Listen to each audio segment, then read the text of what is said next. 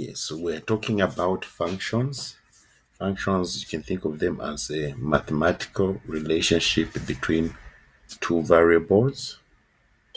All right. So, for example, if we look at a scenario here, all right, we have a function that shows the relationship between the results you get in the test and your study hours.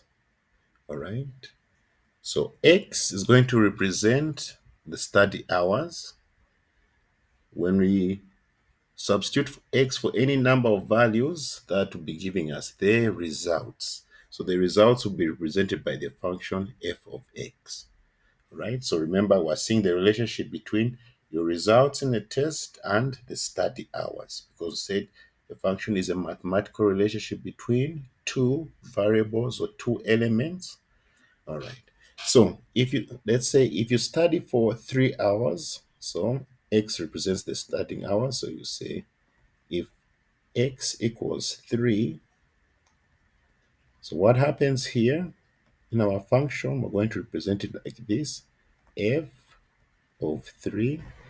Now, basically, what this is telling us is that where you see an x, substitute it with 3. So we have 50 plus 3 here, right? 50 plus 3, that's, we say this is 53%. All right. So if you study for 3 hours, you expect to get a 53%. Let's try another one. Let's say, okay, so let's increase the study hours. Let's say if you study for 10 hours, so we'll say x equals 10. So we're going to represent it with our function.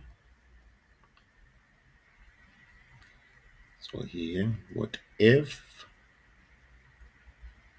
of 10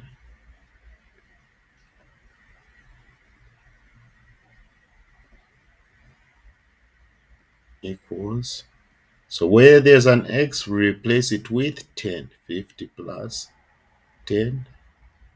50 plus 10, that is 60%.